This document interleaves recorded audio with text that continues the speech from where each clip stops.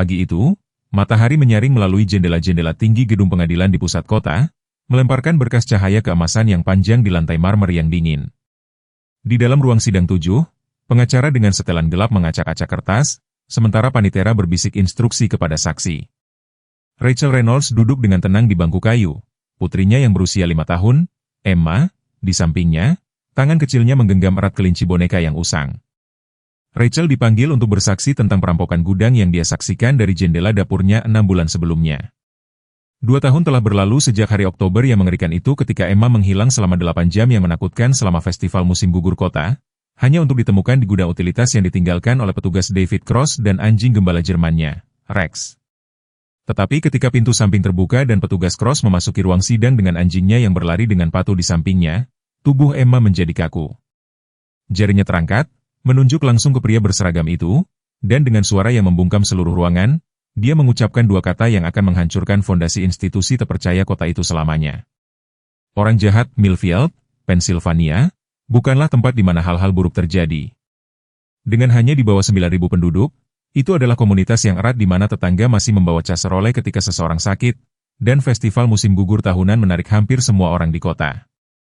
Jalan utama dipenuhi dengan bendera Amerika dari hari memorial hingga hari buruh dan restoran lokal menyajikan hidangan spesial yang sama selama 40 tahun.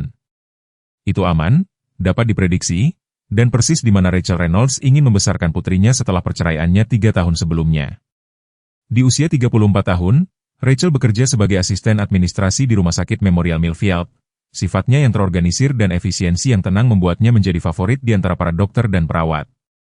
Dia menjadi sukarelawan di jam membaca perpustakaan dan bernyanyi di paduan suara komunitas. Hidupnya berputar di sekitar Emma yang berusia 5 tahun, seorang anak yang cerdas, ingin tahu dengan rambut ikal merah marun dan tawa yang membuat orang asing tersenyum. Sebelum kejadian itu, seperti yang dipikirkan Rachel, Emma tidak kenal takut, yang pertama membelai anjing asing, memanjat ke platform tertinggi di taman bermain, atau memperkenalkan diri kepada anak-anak baru. Sekarang dia terkejut mendengar suara keras dan berpegangan pada ibunya di tempat-tempat ramai. Dr. Sarah Bennett, psikolog anak Emma, menyebut perubahan itu normal untuk seorang anak yang mengalami trauma, meskipun Emma tidak pernah bisa mengartikulasikan dengan tepat apa yang terjadi selama jam-jam hilang itu. Laporan resmi menyatakan bahwa dia telah berjalan menjauh dari kontes mengukir labu dan entah bagaimana terjebak di gudang utilitas tua dekat stasiun kereta api yang ditinggalkan. Petugas David Cross dengan anjing gembala Jermannya Rex telah menjadi pahlawan saat itu, menemukan Emma ketika suhu turun dan kegelapan tiba. Hakim Ellen Matthews adalah tokoh tetap di gedung pengadilan Millfield. Rambut abu-abunya yang baja dan sikap tanpa basa-basi mengilhami rasa hormat dan ketakutan di antara para pengacara. Detektif Elijah Monroe telah bersama Departemen Kepolisian selama 35 tahun dan menghitung hari-hari hingga pensiunnya. Dia memiliki reputasi ketelitian dan integritas yang membuatnya dikagumi dan kadang-kadang dibenci oleh petugas yang lebih muda yang ingin menutup kasus dengan cepat. Tak satu pun dari mereka dapat memprediksi bagaimana kehidupan mereka akan bersinggungan pagi Juli itu atau bagaimana tuduhan 2 kata seorang anak akan mengurai jaring rahasia yang telah bersembunyi di depan mata selama bertahun-tahun di kota mereka yang damai. 12 Oktober 2022 adalah cuaca musim gugur yang sempurna di Millfield. Cukup segar untuk sweater, tetapi cukup cerah untuk festival panen tahunan untuk menarik rekor orang banyak ke Founders Park. Rachel telah menjadi sukarelawan di stan melukis wajah pagi itu, tetapi pada sore hari dia bebas untuk menikmati pesta dengan Emma. Anak 5 tahun itu telah bersemangat selama berminggu-minggu tentang kontes mengukir labu anak-anak, menggenggam sketsa latihannya dan mengobrol tentang wajah kucing yang dia rencanakan untuk dibuat. Pegang tanganku di keramaian. Sayang, Rachel mengingatkan ketika mereka melewati kelompok tetangga dan teman, berhenti setiap beberapa kaki untuk bertukar sapaan. Aroma karamel, apel, dan donat kayu manis memenuhi udara, bercampur dengan aroma tanah dari tumpukan jerami dan labu yang disusun dalam pajangan yang indah. Aku gadis besar, Bu, Emma memprotes, meskipun dia dengan patuh menggenggam jari-jari Rachel ketika mereka berjalan ke area anak-anak. Stasiun mengukir labu didirikan di bawah tenda putih besar dengan meja panjang yang ditutupi koran dan taplak meja plastik. Setiap anak menerima labu kecil yang sudah dipotong dan alat ukir yang aman untuk anak-anak. Orang tua diperintahkan untuk mengawasi dengan ketat, tetapi membiarkan anak-anak melakukan pekerjaan mereka sendiri. Rachel menemukan tempat bagi mereka di ujung meja, menyiapkan Emma dengan perlengkapannya. Aku melihat Diana di sana, kata Rachel, melihat temannya dari tempat kerja hanya 2 meja jauhnya. Aku akan menyapanya sementara kamu mulai. Jangan bergerak dari tempat ini. Oke, Emma mengangguk, sudah fokus menandai labunya dengan spidol hitam. Rachel berjalan hanya 6 meter jauhnya, cukup dekat untuk melihat sweater merah Emma untuk melambai ketika Emma mendongak. Tetapi dalam 5 menit dia menghabiskan mengobrol dengan Diane tentang penggalangan dana yang akan datang, sesuatu yang mustahil terjadi. Emma menghilang. Suatu saat, gadis kecil dengan kardigan merah itu membungkuk di atas labunya, lidahnya menjulur karena konsentrasi. Saat berikutnya, kursinya kosong. Jantung Rachel berhenti berdetak ketika dia berbalik dan melihat labu yang ditinggalkan, spidol berguling di atas meja. Emma, dia memanggil, berputar-putar, mencari rambut ikal merah marun di kerumunan.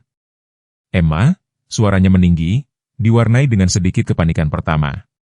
Dia memeriksa di bawah meja di belakang tumpukan jerami terdekat, bertanya kepada anak-anak yang duduk di dekatnya apakah mereka melihat kemana Emma pergi.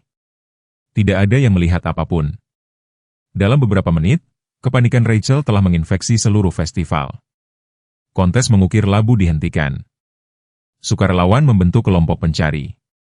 Seseorang menelepon 911. Pembawa acara festival mulai menyiarkan deskripsi Emma melalui pengeras suara. Gadis berusia 5 tahun, rambut merah marun dikepang 2, kardigan merah di atas jumper denim, sepatu kets putih. Tolong bawa dia ke stan informasi, jika ditemukan. Saat matahari terbenam, Departemen Kepolisian Millfield telah memobilisasi seluruh kekuatan mereka. Petugas David Cross tiba dengan Rex, anjing gembala Jermannya, mengumpulkan salah satu pengikat rambut Emma dari Rachel untuk memberi anjing itu aroma.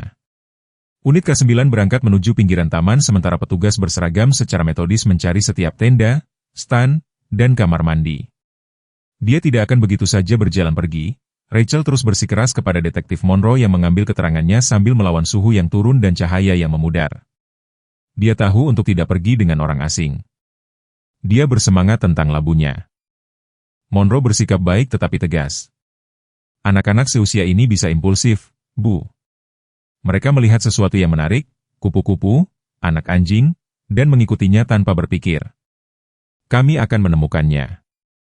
Saat lampu sorot sedang dipasang dan pencarian diperluas ke jalan-jalan sekitarnya, suara petugas Cross terdengar melalui radio. Unit K9 ke markas. Saya pikir kita punya sesuatu. Rex menunjukkan minat yang kuat pada gudang utilitas tua di dekat rel kereta api. Rachel berlari menuju area itu sebelum siapapun dapat menghentikannya, mengabaikan teriakan untuk menunggu petugas. Stasiun kereta api yang ditinggalkan terletak tepat di luar tepi utara taman, dipisahkan oleh pagar rantai dengan beberapa celah di mana anak-anak diketahui menyelinap masuk, meskipun telah diperbaiki berulang kali. Gudang utilitas adalah struktur berkarat kecil sekitar 45 meter dari garis pagar, yang dulunya digunakan untuk menyimpan peralatan perawatan jalur. Pada saat Rachel mencapai gudang, petugas Cross sedang membuka kunci gembok berat di pintu. Mundur, Bu, perintahnya, nada suaranya tidak memberikan argumen. Biarkan Rex masuk dulu jika ada seseorang di sana. Anjing gembala itu memasuki struktur yang gelap, diikuti oleh Cross dengan senternya. 10 detik kemudian, 10 detik terpanjang dalam hidup Rachel, dia mendengar Cross memanggil, dia di sini. Dia aman. Emma meringkuk di sudut, wajahnya berlinang air mata dan berantakan, tetapi tampaknya secara fisik tidak terluka. Dia berpegangan pada Rachel seolah dia tidak akan pernah melepaskannya. Tubuh kecilnya gemetar. Kemudian di rumah sakit, dokter mencatat goresan kecil di lengan Emma dan memar kecil di dahinya. Semuanya konsisten dengan seorang anak yang mungkin tersandung di gudang yang gelap. Ada kotoran di bawah kuku jarinya dan sepatu kets putihnya yang dulunya kotor dan kotor. Bisakah kamu memberitahu kami apa yang terjadi, sayang? Detektif Monroe bertanya dengan lembut di kamar rumah sakit sementara Rachel memegang tangan Emma. Tetapi Emma tidak mengucapkan sepatah kata pun, tidak malam itu, tidak hari berikutnya. Ketika dia akhirnya mulai berbicara lagi 3 hari kemudian, dia tidak menunjukkan ingatan tentang bagaimana dia sampai di gudang atau apa yang terjadi di sana. Laporan resmi menyimpulkan dia pasti berjalan pergi, mungkin mengikuti tupai atau kupu-kupu, menyelinap melalui pagar dan secara tidak sengaja mengunci dirinya di gudang yang ditinggalkan saat menjelajah. Kasus ditutup. Akhir yang bahagia. Seorang anak kembali dengan selamat. Petugas Cross menerima penghargaan atas pekerjaannya yang cepat, tetapi Emma yang pulang berbeda dari yang menghilang. Dia mulai mengalami mimpi buruk, episode mengerikan dan menjerit yang akan membangunkannya di tengah malam. Dia mengembangkan ketakutan yang tiba-tiba dan tidak dapat dijelaskan terhadap anjing, menjadi kaku dan diam ketika seseorang mendekat. Dia menolak untuk mengenakan kardigan merah favoritnya dan kadang-kadang, ketika Rachel berpikir putrinya tidak sadar sedang diawasi, dia akan menangkap Emma menatap ke kejauhan dengan ekspresi yang tidak seharusnya pernah dikenakan oleh anak berusia 5 tahun. Dr. Bennett sabar dan terampil, menggunakan terapi bermain, seni, dan pertanyaan lembut untuk membantu Emma memproses traumanya. Anak-anak sering tidak dapat mengungkapkan pengalaman mereka secara verbal.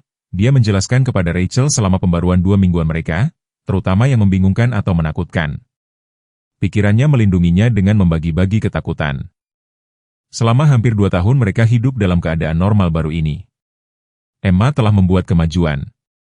Mimpi buruk datang lebih jarang. Dia bisa melihat anjing dari kejauhan tanpa panik, meskipun dia masih tidak akan menyentuh seekor pun. Dia telah kembali ke sekolah dan berteman, tetapi masih ada kelelahan di matanya yang menghancurkan hati Rachel. Itulah sebabnya ketika Rachel dipanggil untuk bersaksi dalam kasus perampokan gudang pagi Juli 2024 itu, dia enggan membawa Emma ke gedung pengadilan.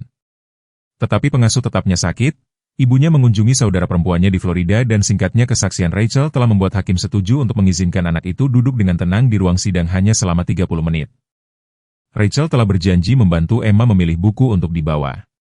Kamu akan duduk tepat di belakangku dan aku akan selesai sebelum kamu menyelesaikan ceritamu.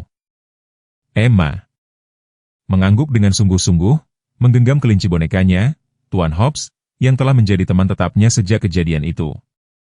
Rachel mendudukannya di bangku kayu yang dipoles di baris kedua, membuka bukunya, dan pindah ke kursi saksi ketika namanya dipanggil. Pertanyaan telah dimulai secara rutin. Rachel menggambarkan apa yang dia lihat dari jendela dapurnya 6 bulan sebelumnya. Pergerakan di belakang gudang, di seberang gang, sosok memuat kotak ke dalam van. Dia tidak bisa mengidentifikasi orang itu, hanya bentuk tubuh dan pakaian secara umum. Dia hampir selesai ketika pintu samping terbuka. Petugas David Cross masuk dengan Rex di sana untuk bersaksi tentang pengumpulan bukti di gudang. Mereka pindah ke posisi yang ditentukan di dekat stasiun Panitera. Anjing gembala Jerman duduk dengan patuh di tumit Cross. Rachel baru saja selesai menjawab pertanyaan terakhir pengacara pembela ketika dia mendengar desahan kecil dari bangku tempat Emma duduk. Dia berbalik untuk memeriksa putrinya dan membeku. Emma menjadi pucat, matanya lebar dan tertuju pada petugas Cross. Sebelum Rachel bisa bergerak, sebelum dia bisa menyela proses persidangan, jari kecil Emma terangkat, menunjuk langsung ke petugas berseragam itu. Orang jahat, katanya. Suaranya memotong gumaman profesional ruang sidang. Kata-kata itu tergantung di udara, sederhana namun menghancurkan. Hakim Matius berhenti di tengah kalimat. Tangan juru tulis pengadilan melayang di atas keyboardnya dan petugas Cross, petugas K9 yang dihormati, pria yang telah menemukan dan menyelamatkan Emma, bertemu dengan tatapan anak itu sepersekian detik sebelum memalingkan muka. Pengadilan ini akan mengambil reses 15 menit. Palu Hakim Matius jatuh dengan bunyi keras yang membuat Emma tersentak. Petugas Cross, kantor saya sekarang. Nona Reynolds, tolong tetap bersama putri Anda. Detektif Monroe, maukah Anda bergabung dengan kami? Rachel bergegas ke Emma, yang gemetar seolah suhu telah turun drastis. Dia menggendong putrinya, merasakan detak jantung Emma yang cepat. Tidak apa-apa, sayang, bisiknya, meskipun tidak ada yang terasa baik sama sekali. Kamu aman. Mata Emma tetap tertuju pada pintu tempat petugas Cross menghilang. Rex berlari di sampingnya. Orang jahat, ulangnya lebih lembut kali ini, seolah pada dirinya sendiri. Kemudian dia menyembunyikan wajahnya di bahu Rachel. Ruang sidang berdengung dengan bisikan saat Panitera mencoba memulihkan ketertiban. Jaksa penuntut untuk perampokan gudang tampak bingung, melirik antara Rachel dan kantor hakim. Rachel memperhatikan beberapa orang mengawasi mereka dengan ekspresi mulai dari rasa ingin tahu hingga kecurigaan langsung. Nyonya Reynolds, seorang wanita dengan setelan gelap mendekatinya, ekspresinya netral secara profesional. Saya Caroline Weber, advokat korban untuk wilayah tersebut. Hakim Matius bertanya apakah Anda bersedia berbicara dengan seseorang sementara dia menangani situasi ini. Rachel mengangguk, masih memeluk Emma erat-erat. Dr. Lillian Porter ada di gedung. Dia adalah psikolog anak forensik kami. Apakah Anda merasa nyaman jika dia berbicara dengan Emma? Campuran lega dan ketakutan membasahi Rachel. Sesuatu sedang terjadi. Sesuatu yang telah terkubur selama 2 tahun akhirnya muncul ke permukaan, tetapi dia takut akan apa artinya bagi Emma. Ya, tetapi saya akan bersamanya setiap saat. Tentu saja, Caroline setuju, membimbing mereka menuju ruang konferensi kecil di ujung lorong. Hakim juga meminta saya untuk mengumpulkan informasi kontak Anda. Masalah ini mungkin memerlukan tindak lanjut. Sementara itu, di kantor Hakim Matius, suasananya cukup tegang untuk dipatahkan. Hakim duduk di belakang mejanya, jari-jarinya saling bertautan, menatap petugas Cross dengan mata abu-abunya yang tajam. Detektif Monroe berdiri di dekat rak buku, wajahnya yang lapuk tidak terbaca. Rex berbaring di kaki Cross, tampak santai tetapi dengan telinga yang tegak ke depan. Petugas Cross, Hakim Matius memulai, maukah Anda menjelaskan apa yang baru saja terjadi di ruang sidang saya? Cross mempertahankan postur tubuh yang sempurna, ekspresinya profesional dan prihatin. Saya benar-benar tidak tahu, Yang Mulia. Anak-anak kadang-kadang bingung. Anak itu tampaknya tidak bingung bagi saya, salah Hakim. Dia tampak cukup yakin dan cukup takut. Dengan hormat, Hakim, saya adalah petugas yang menemukannya ketika dia hilang. Mungkin dia mengasosiasikan saya dengan pengalaman traumatis, tersesat, takut. Detektif Monroe berdeham.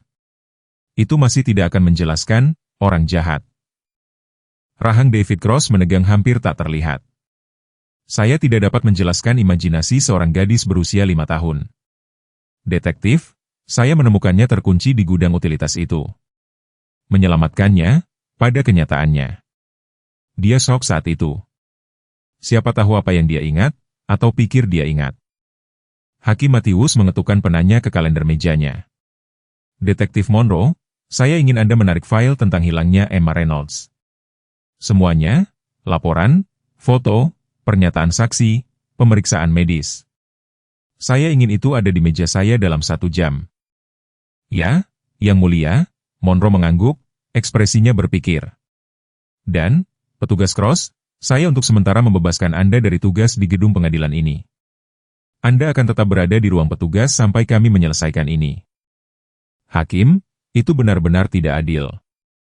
Itu perintah, petugas. Nada Hakim Matius tidak memberikan ruang untuk argumen. Dan tinggalkan anjing Anda dengan pawang dalam keadaan siaga. Sesaat, sesuatu berkedip di wajah Cross. Penegangan di sekitar mata, ketegangan halus di bahunya, sebelum dia menghaluskan ekspresinya kembali ke penghormatan profesional. Tentu saja, Yang Mulia. Di ruang konferensi kecil di ujung lorong, Dr. Porter telah memperkenalkan dirinya kepada Emma dengan senyum hangat dan suara lembut. Dia adalah seorang wanita berusia 50-an dengan mata yang baik dan pakaian praktis, tidak seperti profesional yang ketat yang Rachel harapkan. Saya Dr. Porter, tetapi Anda bisa memanggil saya Lilian jika Anda mau. Saya berbicara dengan anak-anak ketika mereka memiliki hal-hal penting untuk dikatakan yang perlu didengar oleh orang dewasa. Emma menekan dirinya ke sisi Rachel, menggenggam Tuan Hobbs lebih erat. Kamu mengatakan sesuatu yang sangat penting di ruang sidang, lanjut Dr. Porter. Tentang petugas Cross menjadi orang jahat. Bisakah kamu memberitahuku mengapa kamu pikir dia jahat? Emma menggelengkan kepalanya, matanya tertunduk. Tidak apa-apa. Apakah kamu ingin menggambar sebagai gantinya? Terkadang lebih mudah menunjukkan hal-hal daripada mengatakannya. Dr. Porter mengeluarkan bantalan kertas dan pensil warna dari tasnya dan meletakkannya di atas meja. Setelah ragu-ragu sejenak, Emma meraih pensil hitam. Rachel menyaksikan dengan hati tercekat saat putrinya mulai membuat tanda kasar dan bergerigi di atas kertas. Apa yang kamu gambar, sayang? Dr. Porter bertanya setelah beberapa menit. Tempat gelap, bisik Emma, masih menggambar dengan kasar. Rachel dan Dr. Porter bertukar pandang. Gudang tempat kamu ditemukan? Rachel bertanya dengan hati-hati. Emma menggelengkan kepalanya. Di bawah. Di bawah gudang. Dr. Porter mengklarifikasi. Emma mengangguk, beralih ke pensil coklat. Anjing itu juga ada di sana. Dia mencoba membantu. Rachel merasakan hawa dingin menyebar ke seluruh tubuhnya. Tidak ada penyebutan ruang di bawah gudang utilitas dalam laporan. Tidak ada penyebutan anjing selain Rex yang menemukannya. Emma, kata Dr. Porter, suaranya masih lembut tetapi lebih fokus sekarang. Apakah anjing petugas Cross, Rex, yang mencoba membantumu? Emma mengangguk lagi, menggambar apa yang tampak seperti wajah anjing dengan pensil coklat. Dia tidak akan berhenti menggonggong sampai orang jahat itu memukulnya. Tangan Rachel terbang ke mulutnya. Dr. Porter mempertahankan ketenangan profesionalnya, meskipun matanya menajam. Apakah orang jahat itu menyakitimu, Emma? Dia bertanya. Dia mengunciku, kata Emma, suaranya bergetar. Dia bilang aku istimewa, bahwa aku harus diam, bahwa tidak ada yang akan menemukanku karena dia adalah polisi. Dia menatap Rachel, matanya berlinang air mata. Tapi aku baik, Bu. Aku tidak bilang, bahkan ketika Dr. Bennett bertanya padaku. Rachel menarik Emma mendekat, air matanya sendiri jatuh dengan bebas. Kamu tidak melakukan kesalahan, sayang. Tidak sama sekali. Dr. Porter membuat beberapa catatan. Emma, kamu sangat berani. Apakah tidak apa-apa jika aku mengajukan satu pertanyaan lagi? Emma mengangguk di bahu Rachel. Bagaimana kamu keluar dari tempat gelap itu? Pria itu membawaku keluar ketika hari mulai gelap. Dia menempatkanku di gudang. Dia menyuruhku menghitung sampai 100 sebelum aku membuat suara. Suara Emma telah mengambil kualitas resitatif datar yang menakutkan Rachel lebih dari air matanya.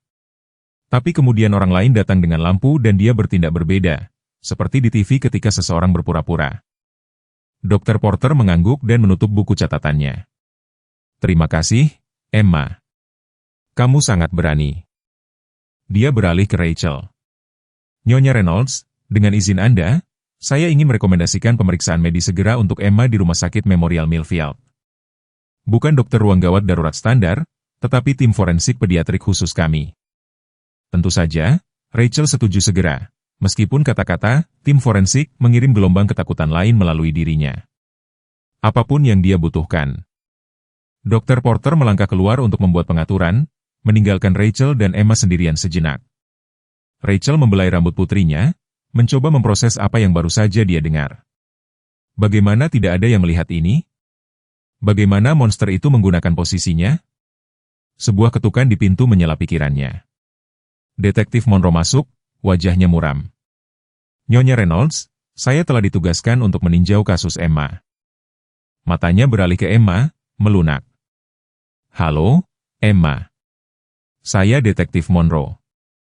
Saya perlu mengajukan beberapa pertanyaan kepada Anda dan Ibu Anda, tetapi itu bisa menunggu jika Anda lelah. Emma mempelajarinya, lalu memberikan anggukan kecil.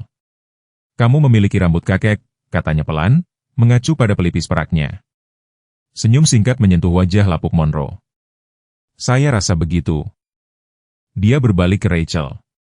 Saya baru saja meninjau laporan awal dari 2 tahun lalu. Petugas Cross adalah orang pertama di tempat kejadian ketika panggilan masuk tentang Emma yang hilang. Dia juga orang yang menemukannya sendirian. Tidak ada petugas lain yang hadir di gudang utilitas ketika dia memberitahu melalui radio. Rachel merasakan gelombang mual. Kamu pikir dia membawanya dan kemudian berpura-pura menemukannya? Saya belum mengambil kesimpulan, kata Monroe hati-hati, sadar bahwa Emma sedang mendengarkan. Tetapi ada penyimpangan dalam laporan, gembok di gudang, misalnya. Cross melaporkan itu berkara tertutup karena tidak digunakan, tetapi penjaga tanah mengatakan gudang-gudang itu diperiksa setiap bulan untuk pelanggar. Kunci-kuncinya dipelihara. Dia mengatakan dia ditahan di suatu tempat di bawah, bisik Rachel, bukan di gudang itu sendiri. Ekspresi Monroe menggelap. Ada sistem terowongan pemeliharaan tua yang membentang di bawah bagian rel kereta api itu. Mereka disegel bertahun-tahun yang lalu. Tapi dia menghentikan kalimatnya, melirik Emma. Kita perlu menyelidiki secara menyeluruh. Sementara itu, Hakim Matthews telah meminta pengawasan pelindung untuk Anda dan Emma.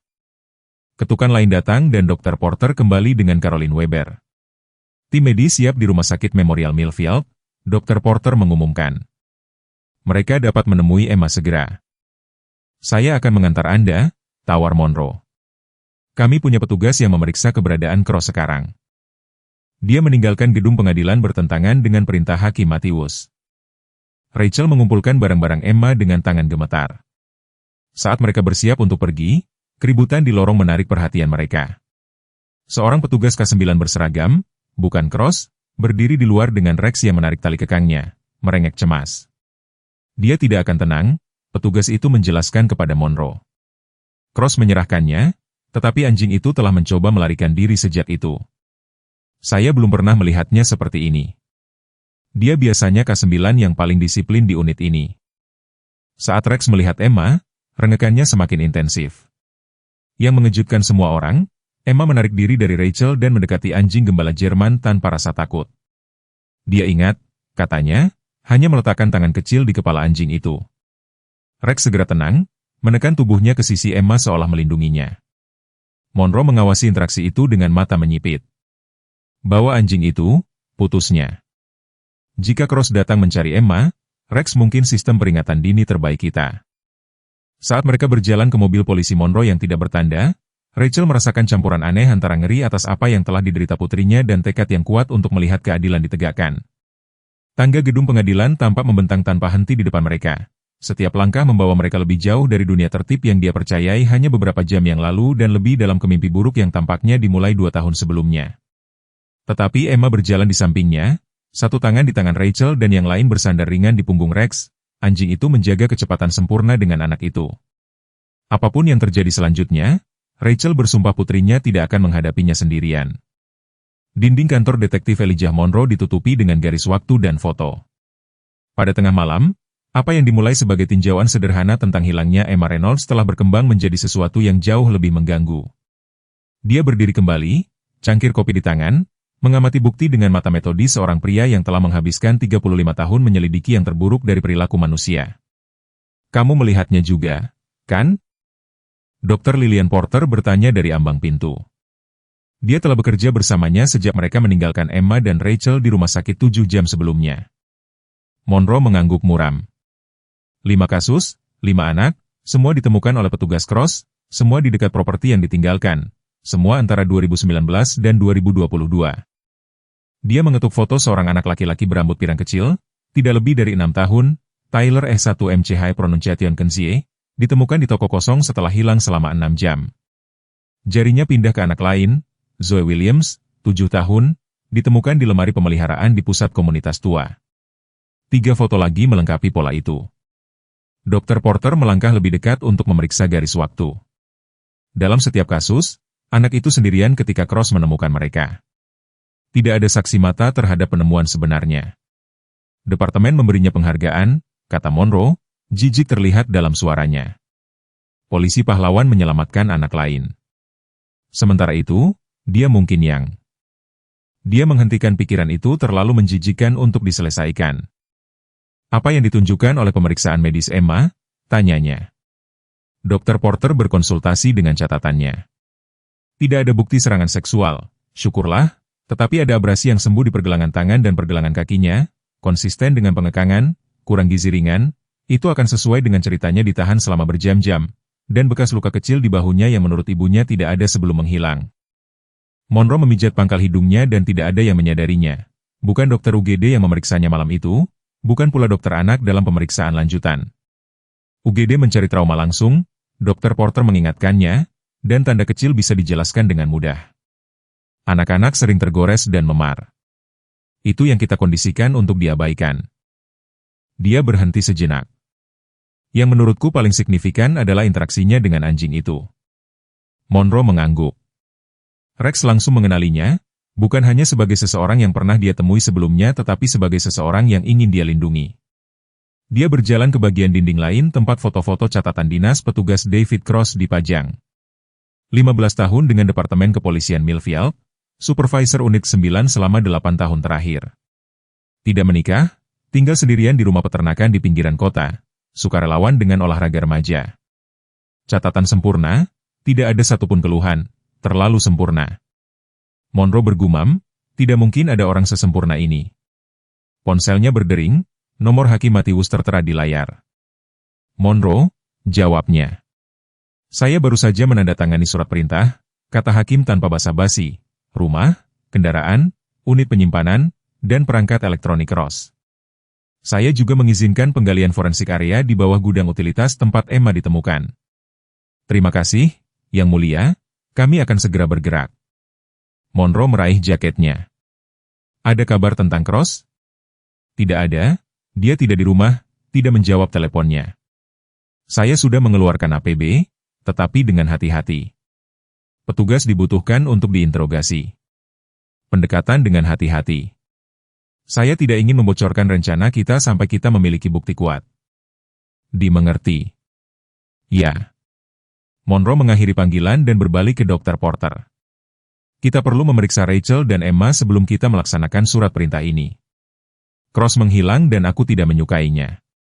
Di rumah sakit Memorial Millfield, Rachel duduk di samping tempat tidur Emma di bangsal anak-anak, memperhatikan putrinya tidur untuk pertama kalinya dalam beberapa jam. Pemeriksaan itu melelahkan dan menakutkan bagi mereka berdua. Emma berani selama pemeriksaan fisik, foto-foto luka yang sudah sembuh, pertanyaan lembut tapi terus-menerus, tetapi ketika mereka akhirnya selesai, dia tertidur begitu lelap sehingga pemeriksaan per jam perawat pun tidak mengganggunya. Rachel tidak bisa tidur. Setiap kali dia memejamkan mata, dia melihat wajah petugas Cross, pria yang telah dia ucapkan terima kasih, pria yang tangannya telah dia jabat dengan air mata syukur di matanya. Pria yang telah menyakiti putrinya. Tangannya mengepal menjadi tinju memikirkan hal itu. Erangan pelan menarik perhatiannya ke sudut ruangan, Rex berbaring di atas selimut rumah sakit, kepala di atas cakarnya, memperhatikan Emma dengan intensitas yang hampir seperti manusia. Rumah sakit telah membuat pengecualian yang belum pernah terjadi sebelumnya untuk mengizinkan anjing dinas itu tetap tinggal. Setelah Dr. Porter menjelaskan signifikansinya terhadap kasus dan pemulihan Emma, ketukan ringan di pintu membuat Rachel tegang. Tetapi itu hanya Monroe dan Dr. Porter yang kembali. Wajah detektif itu muram saat dia memberi isyarat agar Rachel bergabung dengan mereka di lorong.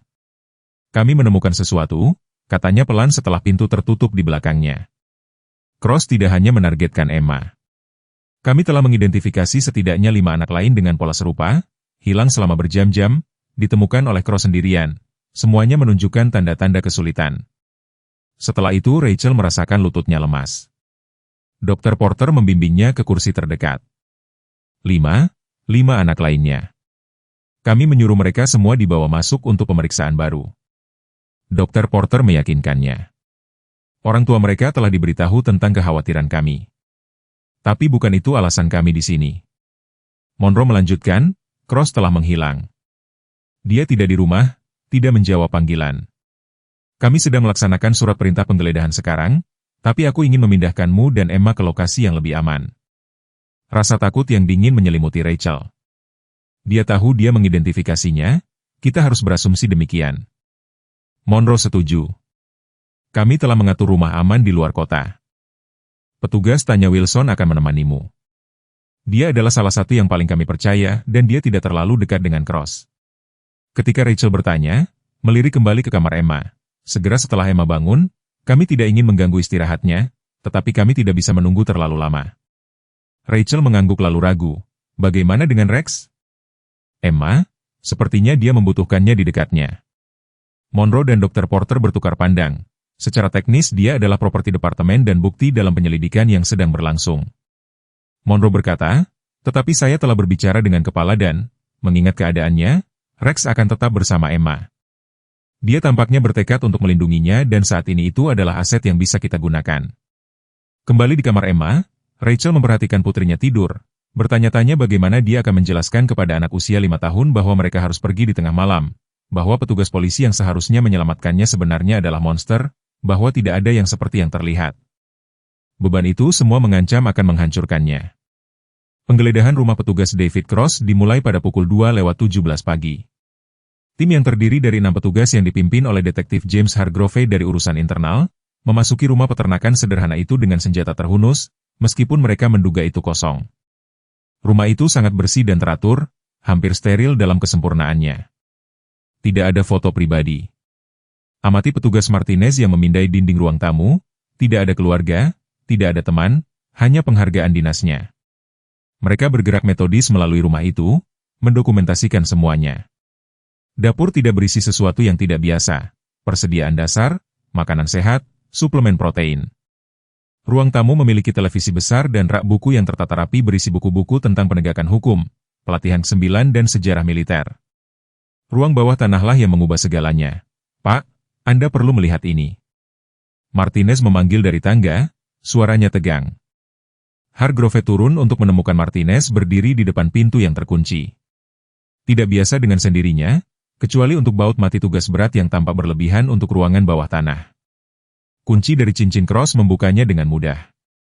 Di dalamnya ada ruang tanpa jendela yang telah diubah menjadi kantor dengan meja, lemari arsip, dan sistem komputer kelas atas. Periksa setiap file, setiap laci, perintah Hargrove, dan bawa teknisi ke sini untuk komputer.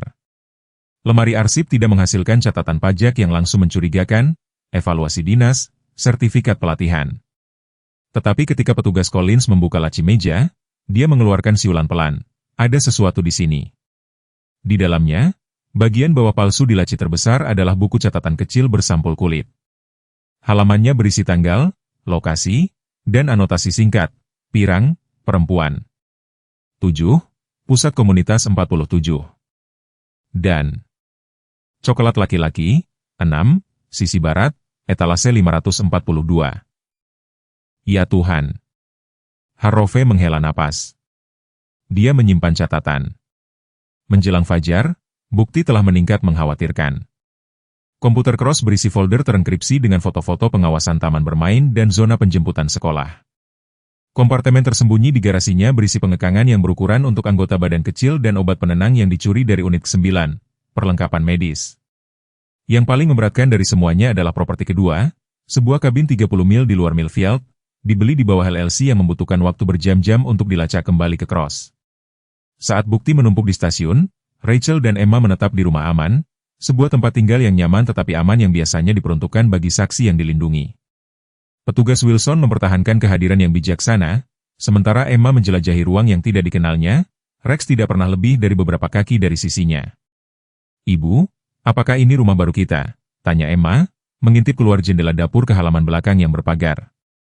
"Tidak, sayang, hanya untuk sementara, sampai polisi menyelesaikan pekerjaan mereka."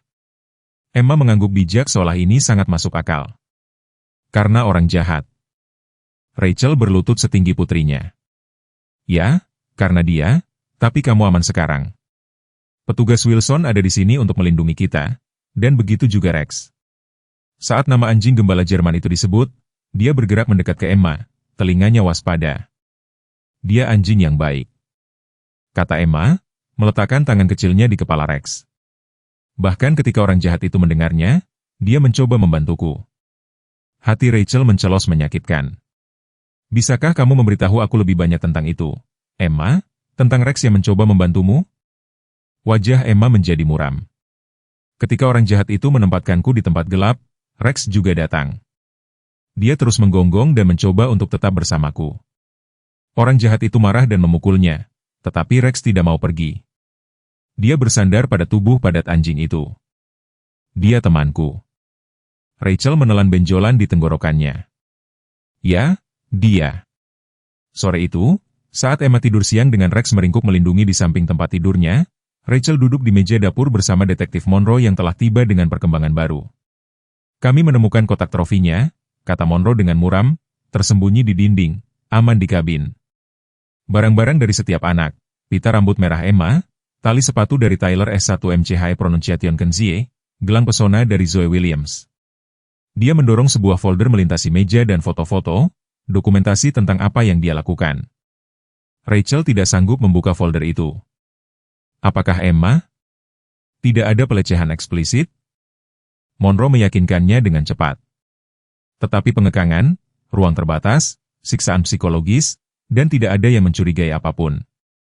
Suara Rachel terdengar hampa. Selama bertahun-tahun Cross berhati-hati, menggunakan posisinya untuk mengakses korban dan menutupi jejaknya. Polisi pahlawan sempurna yang menemukan anak-anak yang telah dia ambil sendiri. Wajah Monroe yang penuh kerutan menunjukkan ketegangan penyelidikan. Tetapi dia melakukan satu kesalahan kritis. "Apa itu Rex?" Monroe melirik ke arah kamar tidur tempat anjing itu mengawasi. "Emma." Cross melatihnya untuk melacak dan menemukan, tetapi dia tidak bisa membuatnya berpartisipasi dalam pelecehan itu. Menurut Pelatik 9 yang kami wawancarai pagi ini, Rex telah menunjukkan peningkatan masalah perilaku selama 2 tahun terakhir, keengganan untuk bekerja, agresi terhadap Cross dalam situasi tertentu. Mereka mengaitkannya dengan penuaan atau kemungkinan masalah kesehatan. Dia tahu Rachel berbisik. "Selama ini, Rex tahu apa yang Cross lakukan." Monroe mengangguk. Hewan memiliki kejernihan moral yang kadang-kadang tidak dimiliki manusia. Rex mencoba melindungi anak-anak itu dengan satu-satunya cara yang dia bisa. Keributan di luar menarik perhatian mereka. Petugas Wilson muncul di ambang pintu dengan tangan di senjatanya. "Pak, orang tua Rachel baru saja tiba. Mereka menuntut untuk bertemu dengannya dan Emma." Rachel segera berdiri. "Orang tuaku, aku menelepon mereka pagi ini. Tapi mereka seharusnya berada di Florida. Mereka terbang kembali segera setelah mereka mendengar Wilson menjelaskan, tapi mereka tidak ada dalam daftar pengunjung yang disetujui, jadi aku tidak membiarkan mereka melewati perimeter." "Tidak apa-apa," kata Rachel. "Aku ingin bertemu mereka." Beberapa menit kemudian, Martha dan Bill Thompson menerobos masuk rumah aman dengan wajah berkerut karena khawatir. Martha memeluk Rachel dengan erat sementara Bill menanyai Monroe dengan pertanyaan tentang penyelidikan dan tindakan pengamanan yang diterapkan. "Kami datang segera setelah kami mendengar," Martha berkata sambil menarik diri untuk melihat putrinya. "Monster itu, bagaimana bisa dia?" Dan menggunakan posisinya sebagai petugas, Rachel merasakan gelombang terima kasih atas dukungan orang tuanya yang tak tergoyahkan. Emma akhirnya tidur. Dia sangat berani melewati semua ini. Wajah Bill menjadi gelap. "Aku ingin dia ditangkap hari ini. Kami melakukan segala yang mungkin." "Pak," Monroe meyakinkannya. "Setiap petugas di 3 daerah sedang mencari Cross." "Dan bagaimana dengan departemen?" tanya Bill. "Bagaimana mereka bisa melewatkan ini? Apakah ada orang lain yang terlibat?" Itu adalah pertanyaan yang menghantui Monroe. "Kami sedang menyelidiki itu juga. Sejauh ini tampaknya Cross bekerja sendiri, tetapi pasti ada kegagalan institusional yang memungkinkannya untuk beroperasi tanpa terdeteksi." "Kegagalan institusional?" Bill mencibir. Cara mewah untuk mengatakan tembok kesunyian biru. "Ayah," kata Rachel lembut. "Detektif Monroe telah membantu kami. Tidak setiap petugas korup." Ekspresi Bill melembut saat dia menatap putrinya. "Kamu benar, tentu saja. Aku hanya sangat marah, kita semua." Monroe mengakui. "Tapi saat ini prioritas kami adalah menjaga Emma tetap aman dan menemukan Cross sebelum dia bisa menghilang sepenuhnya seolah-olah sesuai petunjuk." Telepon Monroe berdering. Dia menjauh untuk menjawabnya, ekspresinya menjadi lebih intens saat dia mendengarkan. Ketika dia kembali, matanya waspada dengan urgensi baru. "Kami mendapat pergerakan di kartu kredit Cross, pembelian bensin di pom bensin 40 mil sebelah barat sini, menuju Interstate 80, dan rekaman keamanan mengonfirmasi itu dia. Dia sudah bergerak menuju pintu. Aku harus kembali ke stasiun. Petugas Wilson akan tetap di sini dengan bantuan tambahan yang sedang dalam perjalanan. Apakah Anda akan menangkapnya?" tanya Rachel, ketakutan dan harapan beradu dalam suaranya. Monroe berhenti di pintu. "Kami akan melakukannya, apapun yang diperlukan." Saat detektif itu pergi, Rachel mendapati dirinya tertarik kembali ke ambang pintu kamar tidur, memperhatikan Emma tidur. Rex mengangkat kepalanya saat dia muncul, telinganya berkedut sebagai pengakuan, sebelum kembali ke posisinya yang waspada. Dalam keheningan aneh rumah aman, dengan orang tuanya bergumam di dapur dan putrinya akhirnya damai dalam tidur, Rachel mengizinkan dirinya untuk membayangkan akhir dari mimpi buruk ini. Keadilan bagi Emma dan anak-anak lain, kesempatan untuk sembuh. Tetapi dia tahu dari tekad suram di wajah Monroe bahwa yang terburuk mungkin belum berakhir. Cross terpojok sekarang. Putus asa dan orang-orang putus asa adalah yang paling berbahaya dari semuanya. Hujan mulai tepat setelah tengah malam, pukulan mantap di atap rumah aman. Rachel duduk di dekat jendela di kamar tidur sementara Emma menyaksikan air mengalir di kaca sementara putrinya tidur. Jam digital di meja samping tempat tidur menunjukkan pukul 1:17 pagi, hampir 24 jam sejak Emma mengucapkan 2 kata itu di ruang sidang. Rasanya seperti seumur hidup yang lalu. Orang tuanya dengan enggan berangkat beberapa jam sebelumnya, yakin untuk beristirahat di hotel terdekat. Setelah Rachel meyakinkan mereka bahwa dia terlindungi dengan baik, petugas Wilson mempertahankan posisinya di ruang tamu, sesekali memeriksa perimeter dengan petugas lain yang telah tiba sebagai cadangan. Rex tidak meninggalkan sisi Emma, kewaspadaannya tidak goyah. Telepon Rachel bergetar tanpa suara. Detektif Monroe menelepon lagi. "Apakah ada berita?" Dia berbisik, melangkah ke lorong untuk menghindari membangunkan Emma. Cross membuang kendaraannya di halte truk dekat perbatasan negara bagian. Monroe menjawab, suaranya tegang karena kelelahan. "Tapi kami punya sesuatu yang lain." Tim forensik menyelesaikan penggalian mereka di bawah gudang utilitas. Mereka menemukan pintu masuk tersembunyi ke terowongan pemeliharaan lama, seperti yang kami duga. Rachel bersandar ke dinding, tangannya yang bebas menempel di mulutnya. Apakah di sana dia? Ya, ruang itu telah dimodifikasi, kedap suara, diperkuat. Mereka menemukan bukti jejak yang sesuai dengan pakaian Emma, serat dan rambut. Monroe ragu-ragu. Dan bulu anjing yang cocok dengan ras Rex. Itu mengonfirmasi segalanya, Emma memberitahu kami. Rasa dingin menjalar di tubuh Rachel, meskipun malam itu hangat. Apakah Anda sudah mengidentifikasi anak-anak lain? Sudah 5 dikonfirmasi sejauh ini dari catatan. Cross. Kami telah mewawancarai 3 dari mereka hari ini dengan bantuan Dr. Porter. 2 mengingat cukup untuk menguatkan elemen akun Emma. Yang lainnya lebih muda, 3 dan 4. Pada saat ingatan mereka lebih terfragmentasi dan Cross masih belum ada lokasi pasti. Tetapi kami telah membekukan rekeningnya dan menandai pengidentifikasinya di pusat transportasi. Dia tidak bisa pergi jauh. Monroe terdengar percaya diri tetapi Rachel mendeteksi arus bawah kekhawatiran. Aku ingin membawa Emma besok untuk pernyataan formal yang direkam. Dr. Porter akan melakukan semuanya yang dirancang untuk menjadi selembut mungkin. Rachel melirik kembali ke kamar tidur tempat putrinya tidur. Apakah itu perlu? Dia sudah melewati begitu banyak hal. Aku tidak akan bertanya jika itu tidak penting. Kami membutuhkan kesaksiannya yang tercatat untuk penuntutan. Suara Monroe sedikit melembut. Dr. Porter akan menggunakan teknik terapi bermain, tidak ada konfrontasi, dan itu mungkin benar-benar membantu Emma untuk menceritakan kisahnya dalam lingkungan yang terstruktur dan suportif. Setelah mengakhiri panggilan, Rachel kembali ke jaganya di dekat tempat tidur Emma. Dia tertidur lelap ketika geraman rendah membuatnya tersentak bangun. Rex berdiri kaku di kaki tempat tidur Emma, telinganya ke depan, bulu kuduknya terangkat. Rachel membeku langsung waspada. Jam digital menunjukkan pukul 3:42 pagi. Rumah itu sunyi kecuali hujan. Tetapi fokus Rex tetap tertuju pada pintu kamar tidur. Geraman lain bergemuruh jauh di dadanya. Dia meraih teleponnya tepat ketika petugas Wilson muncul di ambang pintu. Apakah semuanya baik-baik saja di sini? Bisik petugas itu, tangannya bertumpu pada senjatanya yang tersarung. Rachel menunjuk ke Rex. Dia mulai menggeram. Aku tidak tahu kenapa. Wilson mengerutkan kening, melangkah sepenuhnya ke dalam ruangan. Aku baru saja memeriksa perimeter. Semuanya aman, semua pintu dan jendela terkunci. Dia berjongkok di dekat Rex, berbicara dengan lembut. Ada apa, nak? Apa yang kamu dengar? Telinga anjing gembala Jerman itu berkedut, tetapi perhatiannya tetap terkunci pada sesuatu di luar kamar tidur. Dia mengambil beberapa langkah ke depan, menempatkan dirinya di antara tempat tidur Emma dan pintu. Aku akan memeriksa lagi.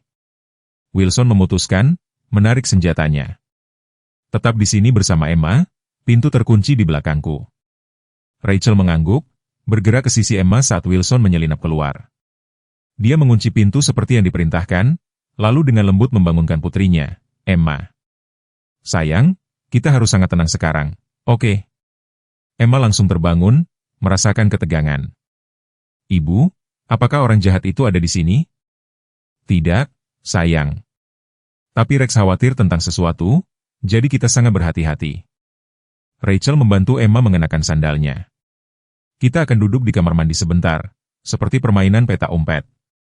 Kamar mandi kecil itu tidak memiliki jendela dan hanya satu pintu masuk, posisi yang paling dapat dipertahankan di kamar tidur.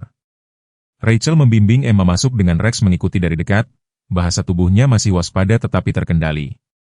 Mereka baru saja menetap di lantai ketika suara gedebuk teredam datang dari suatu tempat di rumah. Emma mencengkeram lengan Rachel. Suara apa itu? Aku tidak tahu. Rachel berbisik, meraih teleponnya untuk menelepon petugas Wilson. Tidak ada jawaban. Geraman Rex semakin dalam, fokusnya sekarang pada pintu kamar mandi. Rachel menarik Emma ke dadanya, jantungnya berdebar kencang saat dia menelepon 911. Ini Rachel Reynolds di rumah aman di Westbrook Lane. Ada sesuatu yang salah. Petugas Wilson tidak menanggapi dan kami mendengar suara. Tolong kirim bantuan segera. Petugas operator mengonfirmasi informasi tersebut dan menginstruksikan Rachel untuk tetap tersembunyi sampai petugas tiba. Perkiraan waktu, 4 menit. 4 menit. Yang tiba-tiba terasa seperti keabadian. Papan lantai yang berderit di luar kamar tidur membuat napas Rachel tercekat. Dengan jari-jari gemetar dia mengirim pesan teks kepada Monroe. Seseorang di rumah? Wilson tidak menjawab, di kamar mandi dengan Emma dan Rex. 911 dipanggil. Gagang pintu kamar tidur bergetar, lalu retakan pecah saat dibuka paksa. Polisi sedang dalam perjalanan, dia berbisik kepada Emma yang gemetar di dekatnya. Kita hanya perlu sangat tenang selama beberapa menit. Rex memposisikan dirinya tepat di depan pintu kamar mandi. Sikapnya lebar, gigi menyeringai. Dalam peringatan diam, Rachel meraih apapun yang bisa berfungsi sebagai senjata, hanya menemukan piring sabun keramik berat. Langkah kaki bergerak perlahan melalui kamar tidur, berhenti sesekali seolah mencari. Lalu sebuah suara yang sangat akrab. Rachel, Emma, ini petugas Cross. Telah terjadi pelanggaran keamanan. Aku di sini untuk memindahkanmu ke lokasi yang lebih aman. Emma merengek pelan, menyembunyikan wajahnya di bahu Rachel. Rachel memeluknya lebih erat, ingin dia tetap diam. Aku tahu kamu ada di kamar mandi. Cross melanjutkan suaranya lebih dekat sekarang. Petugas yang bertugas telah dinonaktifkan sementara. Tidak ada bantuan yang datang. Kamu harus mempercayaiku jika kamu ingin tetap aman. Telepon Rachel bergetar dengan tanggapan Monroe. Petugas, 2 orang keluar. Jangan buka pintu. Rachel, aku bisa menjelaskan semuanya. Kata Cross, nadanya hampir basa-basi. Ada kesalahpahaman yang mengerikan. Emma bingung tentang apa yang terjadi. Aku tidak akan pernah menyakiti seorang anak. Gagang pintu kamar mandi berputar perlahan terkunci. Aku harus bersikeras kamu membuka pintu ini. Kata Cross, semua kepura-puraan keramahan menguap. Sekarang, sebelum ini menjadi tidak menyenangkan. Geraman Rex menjadi terdengar, peringatan yang jelas yang membuat Cross berhenti. Ah, Rex bersamamu, mantan rekanku. Tawa pahit. Kesetiaan adalah hal yang berubah-ubah, bukan? Dia tampaknya telah melupakan siapa yang memberinya makan, siapa yang melatihnya. Suara gedebuk keras di pintu membuat Rachel dan Emma melompat. Rangka kayu retak 30 detik. Rachel buka pintu atau aku dobrak. Pikiran Rachel berpacu. Petugas cadangan masih beberapa menit lagi. Dia perlu mengulur waktu. Kenapa, David? Dia memanggil suaranya lebih kuat dari yang dia rasakan. Kenapa, Emma? Kenapa ada anak-anak itu? Suara gedebuk lain di pintu, bingkai semakin pecah. Mengapa? Cross mengulangi, terdengar benar-benar bingung. Karena aku bisa, karena tidak ada yang memperhatikan, karena seorang pria berseragam berada di atas kecurigaan. Senyum dalam suaranya terdengar. Dan karena tidak ada yang seperti menjadi pahlawan, bukan? Menemukan anak yang hilang, menerima rasa terima kasih, pujian. Itu memabukkan. Pintu bergetar di bawah dampak lain dan anjingmu tahu. Rachel melanjutkan dengan putus asa. Rex mencoba melindungi anak-anak dari Anda. Cross tertawa, anjing itu adalah masalah. Terlalu banyak empati, sifat buruk untuk pekerjaan polisi. Aku mencoba melatihnya keluar darinya. Tetapi tabrakan terakhir dan pintu kamar mandi terbuka, kunci robek dari bingkai. Petugas David Cross berdiri di ambang pintu, masih berseragam, meskipun kusut dan basah karena hujan. Tangan kanannya memegang senjatanya yang diarahkan langsung ke Rachel. Lengan kirinya tergantung dengan canggung terluka. Entah bagaimana wajahnya, yang dulunya tampan dengan cara konvensional, dipelintir dengan amarah dan sesuatu yang lebih gelap. Waktunya pergi. Katanya datar. Rex menerjang. Saat pintu terbuka, kabur otot dan gigi membidik langsung ke tenggorokan Cross. Petugas itu menembak. Sekali suara memekakan telinga di ruang kecil, Rex merintih tetapi menyelesaikan serangannya, rahang mencengkeram lengan bersenjata Cross, pria dan anjing jatuh dalam kekacauan yang hebat, senjata itu meluncur melintasi lantai kamar mandi. Lari. Rachel berteriak, mendorong Emma menuju ambang pintu. Sementara Cross bergumul dengan anjing yang terluka, dia merebut senjata yang jatuh itu. Saat mereka lewat, mereka berhasil mencapai pintu kamar tidur sebelum suara Cross menghentikan. Mereka. Satu langkah lagi dan anjing itu mati. Rachel berbalik untuk melihat Cross menjepit Rex ke lantai, hewan itu berdarah dari luka di bahunya, tetapi masih menggeram, masih berjuang. Cross memiliki pisau. Sekarang dari mana asalnya, Rachel tidak tahu. Ditekan ke tenggorokan anjing itu, jatuhkan senjatanya. Perintah Cross, atau aku selesaikan apa yang sudah aku mulai. Tangan Rachel gemetar, senjata itu tiba-tiba sangat berat. Emma mencengkeram kakinya, terisak pelan. Polisi hampir tiba, kata Rachel, mencoba menjaga suaranya tetap tenang. Kamu tidak bisa melarikan diri, mungkin tidak?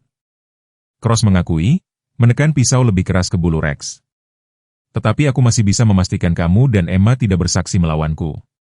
Sekarang jatuhkan senjatanya. Rachel ragu-ragu, terpecah antara menyimpan senjata dan menyelamatkan hewan yang telah melindungi putrinya. Emma membuat keputusan untuknya. Jangan sakiti dia. Gadis kecil itu menangis. Tolong jangan sakiti Rex. Sesuatu berkedip di wajah Cross, kebingungan mungkin karena disapa langsung oleh seorang anak yang telah dia korbankan. Dalam gangguan sesaat itu, Rex memutar dengan keras, meskipun terluka. Gigi menemukan tangan pisau Cross. Petugas itu berteriak kesakitan dan amarah. Rachel mengangkat senjatanya, membidiknya dengan mantap sebisanya sambil melindungi Emma di belakangnya. Jangan bergerak. Dia memerintahkan, terkejut dengan otoritas dalam suaranya sendiri. Semuanya sudah berakhir, David. Cross membeku, darah menetes dari tangannya yang hancur, matanya melirik antara Rachel, senjata, dan yang terluka. Tapi masih berbahaya. Rex, kamu tidak akan menembakku, katanya, tetapi kepercayaan dirinya memudar. Anda tidak memiliki itu dalam diri Anda untuk melindungi putri saya. Coba saya. Jari Rachel menegang pada pelatuknya, lolongan sirene yang jauh menembus ketegangan ruangan. Wajah Cross berkerut saat dia menyadari waktunya telah habis. Dengan gerakan tiba-tiba dan keras, dia menerjang ke arah Rachel, tampaknya memutuskan untuk mempertaruhkan segalanya pada satu serangan terakhir. Rachel menembak guncangan itu mengejutkan lengannya saat Cross tersandung mundur, mencengkeram bahunya di mana peluru itu mengenai. Dia menabrak dinding, meninggalkan noda darah saat dia merosot ke lantai. Kamu menembakku, katanya, terdengar lebih terkejut daripada kesakitan. Kamu benar-benar menembakku. Rachel menjaga agar senjata tetap diarahkan padanya. Tangannya lebih mantap sekarang. Jangan bergerak. Yang berikutnya tidak akan berada di bahu Anda. Emma mengintip di sekitar kaki ibunya, wajah kecilnya berlinang air mata tetapi teguh. Orang jahat. Dia berkata lagi kata-kata yang sama yang dia ucapkan di ruang sidang yang telah memulai semuanya. Sepatu bot bergemuruh melalui rumah saat petugas cadangan akhirnya tiba. Senjata terhunus. Detektif Monroe ada di antara mereka, menyaksikan kejadian itu dengan penilaian profesional yang cepat. Rachel, Emma, apakah kamu terluka? Tanyanya, matanya tidak pernah meninggalkan Cross. Kami baik-baik saja. Rachel mengonfirmasi. Tapi Rex tertembak. Dia menyelamatkan kami. Dua petugas mengamankan Cross sementara yang lain memeriksa petugas Wilson, yang ditemukan tidak sadarkan diri tetapi hidup di lorong luar. Petugas ketiga yang terlatih dalam pertolongan pertama ke-9 segera merawat luka di bahu Rex. Laporan petugas secara menyeluruh. Melewatkan sesuatu yang penting. Dia membutuhkan dokter hewan, tetapi dia akan hidup. Emma melepaskan diri dari Rachel dan bergegas ke sisi Rex, berlutut di samping anjing yang terluka itu. Kamu tinggal. Bisiknya, membelai kepalanya dengan lembut. Kamu tinggal untuk membantu kami. Monroe mengambil pistol itu dengan hati-hati dari tangan Rachel. Kamu melakukan pekerjaan dengan baik, ucapnya pelan, sangat baik. Saat para medis tiba untuk merawat Cross dan petugas Wilson, Monroe mengarahkan Rachel dan Emma ke ruang tamu, menjauh dari darah dan kekacauan di kamar tidur. Seorang petugas membawa selimut dan air sementara mereka menunggu tempat kejadian diamankan. Bagaimana dia menemukan kita? Tanya Rachel. Adrenalinnya menurun drastis saat kenyataan dari apa yang baru saja terjadi mulai meresap. Dia memiliki akses ke registrasi rumah aman departemen, Monroe menjelaskan dengan suram, menggunakan kredensialnya untuk menarik lokasi sebelum dicabut kegagalan sistem lain yang harus kita tangani. Rachel memperhatikan saat para medis mengeluarkan Rex dengan tandu. Anjing itu dibius tetapi stabil. Emma bersikeras untuk berjalan di sampingnya dengan tangan kecilnya bertumpu pada sisi tubuh hewan itu. Dia mengingatnya selama ini, kata Rachel, mengamati interaksi lembut putrinya dengan anjing yang terluka. Bahkan ketika Cross memerintahkannya untuk membantu penculikan, Rex mencoba melindungi anak-anak. Monroe mengangguk sambil berpikir. Hewan sering memiliki kompas moral yang lebih murni dari kita. Rex tidak bisa menghentikan apa yang terjadi, tetapi dia melakukan apa yang dia bisa, tinggal bersama para korban, mencoba menghibur mereka dan hari ini dia mempertaruhkan nyawanya untuk menyelamatkan Emma.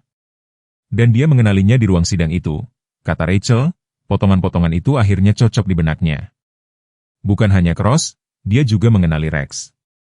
Itu sebabnya dia tidak takut padanya, meskipun dia takut pada anjing lain. Saat Fajar menyingsing di atas tempat kejadian perkara rumah aman, teknisi mendokumentasikan semuanya sementara Cross diangkut ke rumah sakit di bawah penjagaan ketat. Perburuan telah usai, tetapi proses penyembuhan bagi Emma, bagi para korban lainnya, bagi komunitas yang dikhianati oleh seseorang yang bersumpah untuk melindungi mereka, baru saja dimulai. Rachel memeluk Emma erat-erat saat mereka menyaksikan transportasi hewan menarik diri dengan Rex. "Apakah Rex akan baik-baik saja, Ibu?" tanya Emma, suaranya kecil karena khawatir. "Ya, sayang, para dokter akan merawatnya dengan baik," Rachel meyakinkannya. "Dia seorang pahlawan." "Dia pahlawanku," Emma mengoreksi dengan sungguh-sungguh, "dan aku ingin dia tinggal bersama kita ketika dia sembuh." Rachel bertemu mata Monroe di atas kepala Emma, sebuah pertanyaan diam-diam dalam tatapannya. "Kupikir itu bisa diatur," kata detektif itu dengan senyum tulus pertama yang dilihat Rachel darinya. Bagaimanapun, Rex telah membuat pilihannya dengan sangat jelas. Dia memilih Emma. Gedung pengadilan berbeda kali ini, bukan hanya ruang sidang biasa, tetapi yang terbesar di gedung pengadilan daerah, dipenuhi melebihi kapasitas dengan pers, publik, dan penegak hukum. Rachel duduk di baris depan, orang tuanya mengapitnya dengan protektif. Emma tidak hadir. Mereka semua setuju bahwa persidangan akan terlalu traumatis, meskipun perannya sangat penting dalam mengungkap kejahatan Cross. 1 minggu telah berlalu sejak konfrontasi di rumah aman. Petugas Cross, masih diborgol keranjang rumah sakitnya di bawah penjagaan 24 jam, telah secara resmi didakwa dengan 6 dakwaan penculikan, membahayakan anak, penyerangan terhadap petugas polisi, percobaan pembunuhan dan selusin dakwaan lainnya yang dibacakan oleh jaksa penuntut umum dengan nada suram di arraignment sisi tempat tidurnya. Semua berdiri, panggil panitera saat Hakim Matius masuk dengan ekspresi yang bahkan lebih parah dari biasanya. Sidang pendahuluan akan menentukan apakah ada bukti yang cukup untuk melanjutkan ke persidangan, meskipun, mengingat tumpukan bukti, itu sebagian besar hanya formalitas. Rachel memperhatikan saat Cross dibawa masuk, menyeret langkahnya dalam jumpsuit oranye, tangan dan kaki dibelenggu. Bahunya diperban di tempat pelurunya mengenainya, tangan kanannya dibungkus tebal karena gigitan Rex. Dia menunduk, menghindari tatapan tajam dari mantan rekannya dan komunitas yang telah dia hianati. Jaksa wilayah Samuel Harrison mempresentasikan kasus ini secara metodis, menguraikan bukti yang ditemukan di properti Cross, kesaksian dari pemeriksaan medis korban dan isi catatan Cross sendiri yang memberatkan. Ketika dia memperkenalkan kompleks terowongan di bawah gudang utilitas tempat Emma ditahan, Rachel merasakan tangan ibunya mengencang di sekelilingnya. Persemakmuran jarang melihat kasus dengan bukti yang begitu banyak, Harrison menyimpulkan. Petugas Cross secara sistematis mengeksploitasi posisi kepercayaannya untuk menganiaya anggota masyarakat kita yang paling rentan dan kemudian memposisikan dirinya sebagai penyelamat mereka. Dia telah mengkhianati tidak hanya anak-anak ini dan keluarga mereka, tetapi juga sumpah yang dia ikrarkan untuk ditegakkan. Pembela umum Cross menawarkan sedikit perlawanan, hanya meminta agar kliennya ditahan dalam tahanan pelindung. Mengingat posisinya sebelumnya sebagai petugas polisi, Hakim Matius menyetujui satu-satunya konsesi ini sebelum menolak jaminan dan menyerahkan kasus ini untuk diadili. Saat persidangan berakhir, Detektif Monroe mendekati Rachel di lorong. "Ada sesuatu yang harus kamu ketahui," katanya pelan, mengarahkannya ke ruang konferensi pribadi. Di dalam menunggu Kepala Williams, Kepala Departemen Kepolisian Millfield yang berambut perak dan 2 pria yang tidak dikenali Rachel. "Nyonya Reynolds," Kepala Williams memulai setelah perkenalan selesai. "Pertama, izinkan saya menyampaikan permintaan maaf pribadi saya atas apa yang telah diderita keluarga Anda. Departemen telah mengecewakan Anda dan para korban lainnya dengan cara yang tidak akan pernah bisa ditangani dengan memadai." Rachel mengangguk kaku, masih berjuang untuk mendamaikan permintaan maaf formal ini dengan kedalaman kemarahannya. "Kami telah meluncurkan penyelidikan internal yang komprehensif," Williams melanjutkan. "Temuan awal menunjukkan bahwa Cross beroperasi sendiri dalam penculikan sebenarnya, tetapi ada kegagalan kelembagaan yang memungkinkan perilakunya berlanjut." Kegagalan kelembagaan? Rachel mengulangi frasa yang sama yang digunakan Monroe beberapa hari sebelumnya. "Maksud Anda, petugas lain mencurigai sesuatu dan berpaling?" Ekspresi Kepala Williams menegang dalam beberapa kasus. "Ya, 2 petugas senior telah diskors sambil menunggu penyelidikan lebih lanjut." Mereka menolak keluhan tentang perilaku Cross dengan unit K9 dan gagal menindaklanjuti inkonsistensi dalam laporannya. Pelatih melaporkan perubahan perilaku Rex. Monroe menambahkan, menyarankan anjing itu mungkin perlu dipensiunkan karena kinerjanya yang tidak dapat diandalkan. Cross meyakinkan departemen bahwa itu adalah masalah medis dan meminta anjing pengganti. Dokumen-dokumen sedang diproses. Rachel merasa mual dengan implikasinya dia akan menyingkirkan Rex karena Rex mencoba melindungi anak-anak itu. Tampaknya itu masalahnya. Kepala Williams mengkonfirmasi, yang membawa kita mengapa kami meminta untuk berbicara dengan Anda hari ini. Kepala mengangguk ke salah satu orang asing, yang memperkenalkan dirinya sebagai Dr. James Benson, seorang ahli perilaku hewan yang berspesialisasi dalam hewan peliharaan. Saya telah bekerja dengan Rex sejak insiden itu. Dr. Benson menjelaskan cedera fisiknya sembuh dengan baik, tetapi keadaan psikologisnya lebih kompleks. Dia menunjukkan tanda-tanda stres pasca trauma ketika terpapar rangsangan tertentu yang terkait dengan petugas Cross. Apakah dia berbahaya? Tanya Rachel, memikirkan keterikatan Emma dengan anjing itu. Tidak seperti yang Anda bayangkan. Dr. Benson mengklarifikasi. Naluri pelindungnya sebenarnya meningkat, terutama terhadap anak-anak, tetapi dia tidak lagi cocok untuk pekerjaan polisi. Dia tidak dapat diperintah dengan andal di lapangan, terutama dalam situasi stres tinggi. Kepala Williams mencondongkan tubuh ke depan. Apa yang dikatakan Dr. Benson, Nyonya Reynolds, adalah bahwa Rex perlu dipensiunkan dari dinas. Departemen biasanya akan menempatkannya dengan pawangnya, tetapi dia berhenti kemustahilan pilihan itu. Jelas bagi semua orang. Kami memahami Emma telah menjalin ikatan dengan Rex, kata Monroe lembut dan terus terang. Setelah meninjau bukti, jelas bahwa Rex mencoba melindungi dia dan anak-anak lainnya. Meskipun pelatihan dan perintah Cross, Rachel segera mengerti kemana arahnya.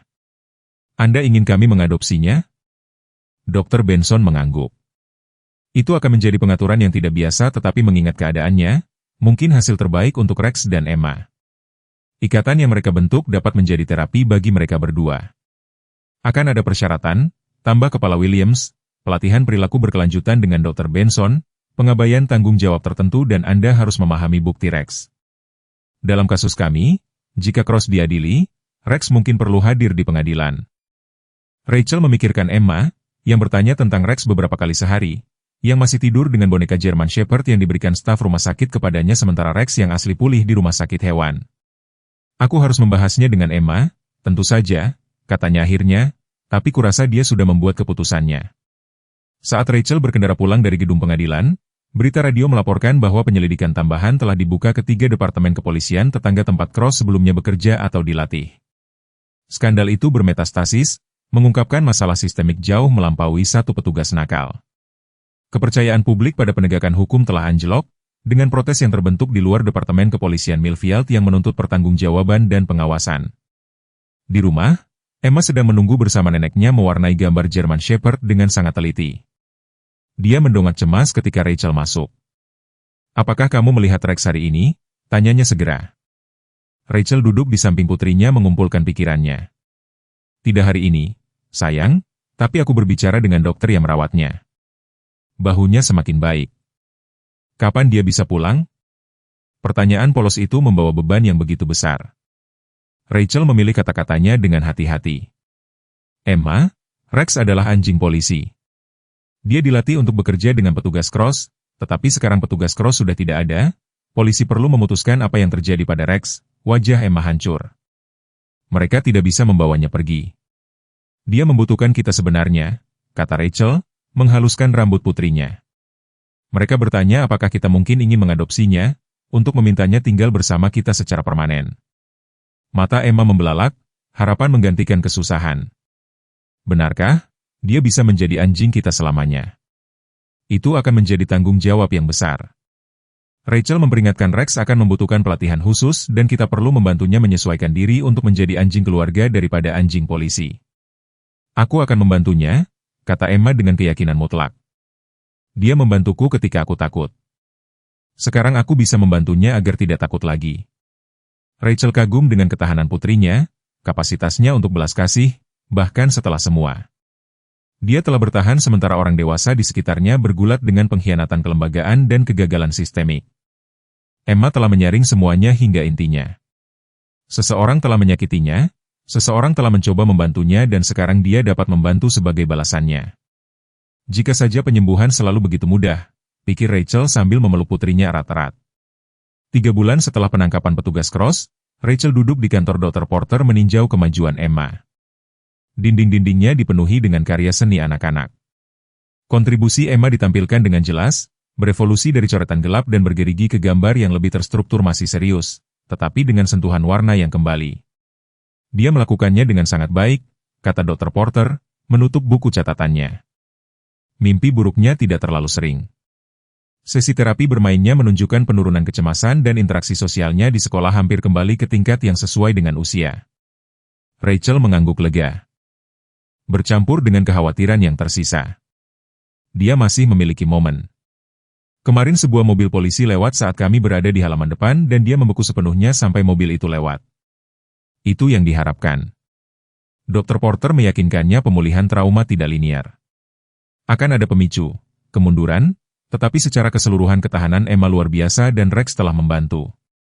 Rachel mengakui German Shepherd telah tinggal bersama mereka selama 8 minggu sekarang, tidur di luar pintu kamar Emma setiap malam, menemaninya ke halte bus setiap pagi. Dr. Benson mengunjungi setiap minggu untuk sesi pelatihan. Membantu Rex bertransisi dari pekerjaan polisi ke teman keluarga hewan dapat memberikan kehadiran penyembuhan yang unik. Dr. Porter setuju, terutama dalam kasus Emma, di mana Rex mewakili trauma dan penyelamatan darinya.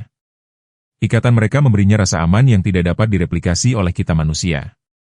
Saat Rachel berkendara pulang, teleponnya berdering, Detektif Monroe, yang panggilannya masih memicu getaran kecemasan naluriah, meskipun hubungan mereka semakin ramah. Rachel, kita perlu bicara, katanya tanpa basa-basi. Cross menawarkan kesepakatan. Dia menepi segera. Jalan tiba-tiba kabur. Kesepakatan macam apa? Pengakuan penuh, nama-nama petugas yang membantunya menutupi sebagai imbalan atas pengurangan hukuman, 25 tahun alih-alih seumur hidup. Suara Monroe sangat netral. Jaksa wilayah ingin tahu bagaimana perasaan Anda tentang itu. Rachel mencengkeram setir. Dia mencoba menghindari persidangan untuk mencegah Emma bersaksi. Sebagian, Monroe mengakui. Tapi ada lebih banyak. Selama interogasi, dia mulai berbicara tentang orang lain, bukan hanya petugas yang berpaling, tetapi orang-orang yang memiliki minat yang sama dengannya. Implikasi itu menghantam Rachel seperti pukulan fisik, jaringan. Ada lebih banyak seperti dia di luar sana. Kita belum tahu.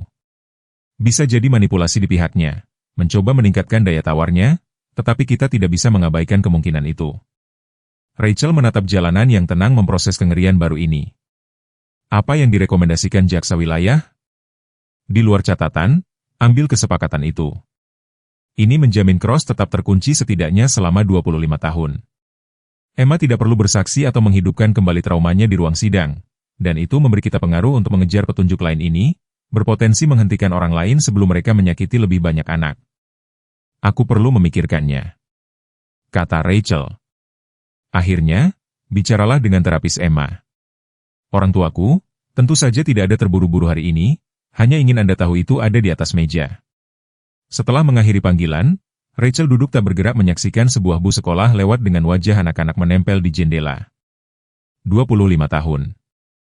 Emma akan berusia 30 tahun pada saat Cross memenuhi syarat untuk mendapatkan pembebasan bersyarat. Apakah itu keadilan? Apakah hukuman penjara benar-benar memadai untuk apa yang telah dia lakukan? Ketika Rachel tiba di rumah, dia menemukan ayahnya di halaman belakang bersama Emma dan Rex. German Shepherd sedang menjalankan perintah dasar. Duduk, diam, datang. Dilakukan dengan keyakinan yang meningkat meskipun bahunya yang terluka yang telah sembuh dengan hanya sedikit kekakuan. Ibu lihat, panggil Emma. Rex bisa menemukan sesuatu sekarang. Kakek menyembunyikan boneka beruangku. Rachel memperhatikan saat Emma memberikan salah satu boneka binatangnya kepada Rex untuk diendus, lalu memerintahkan, temukan, Rex. Anjing itu segera menempelkan hidungnya ke tanah, membagi halaman secara metodis sebelum dengan penuh kemenangan mengambil Teddy yang tersembunyi dari bawah semak. Dr. Benson mengatakan dia ahli dalam pekerjaan aroma, ayahnya menjelaskan saat Emma memuji anjing itu. Berbeda dari pelacakan polisi, lebih seperti permainan. Baik untuk kepercayaan dirinya, baik untuk kepercayaannya juga. Malam itu, setelah Emma berada di tempat tidur dengan Rex menetap di posisi biasanya di luar pintunya, Rachel memberitahu orang tuanya tentang kesepakatan Cross. Ambil saja, kata ibunya langsung. Selamatkan Emma. Trauma persidangan. Monster itu tidak pantas mendapatkan martabat drama ruang sidang. Ayahnya lebih terukur. Apa yang diinginkan Emma? Aku belum membahasnya dengannya, Rachel mengakui. Aku tidak yakin seberapa banyak dia harus terlibat dalam keputusan ini. Dia masih muda, ayahnya mengakui. Tetapi ini terjadi padanya. Memberinya beberapa agensi dalam resolusi mungkin penting untuk penyembuhannya. Keesokan paginya Rachel mengatur sesi khusus dengan Dr. Porter untuk membahas cara terbaik untuk mendekati subjek dengan Emma. Bersama mereka mengembangkan cara sederhana untuk menyajikan opsi tanpa membebani Emma dengan kompleksitas orang dewasa. Sore itu, duduk di dapur mereka yang cerah dengan Rex di kakinya, Rachel dengan hati-hati menjelaskan kepada Emma bahwa orang jahat itu telah menawarkan untuk mengatakan yang sebenarnya tentang apa yang dia lakukan, yang berarti Emma tidak perlu pergi ke pengadilan dan berbicara tentang hal-hal menakutkan yang terjadi. Apakah dia masih akan masuk penjara? Emma bertanya segera prioritasnya jelas, ya, untuk waktu yang sangat lama, sampai kamu dewasa. Emma mempertimbangkan ini dengan serius, membelai kepala Rex dengan linglung. Bagaimana dengan anak-anak lain? Apakah mereka harus berbicara di pengadilan? Rachel terkejut dengan perhatian putrinya kepada para korban lainnya. Jika orang jahat itu mengatakan yang sebenarnya, mereka juga tidak perlu berbicara di pengadilan. Dan bagaimana dengan Rex? Apakah dia harus kembali ke polisi? Tidak, sayang, Rex sudah pensiun sekarang. Dia tetap bersama kita, apapun yang terjadi. Emma terdiam sesaat, berpikir, aku ingin orang jahat itu mengatakan yang sebenarnya, katanya akhirnya, jadi tidak ada yang perlu takut membicarakannya. Rachel menyampaikan keputusan Emma kepada Monroe, yang mengatur perjanjian pembelaan. 4 hari kemudian, dalam sidang tertutup yang hanya dihadiri oleh personel pengadilan penting, para korban, keluarga, dan segelintir pejabat polisi senior, David Cross secara resmi mengajukan pembelaan bersalahnya. Seperti yang disepakati, dia memberikan pengakuan penuh tidak hanya untuk penculikan yang mereka ketahui, tetapi untuk 3 kasus tambahan yang mencakup karir 15 tahunnya.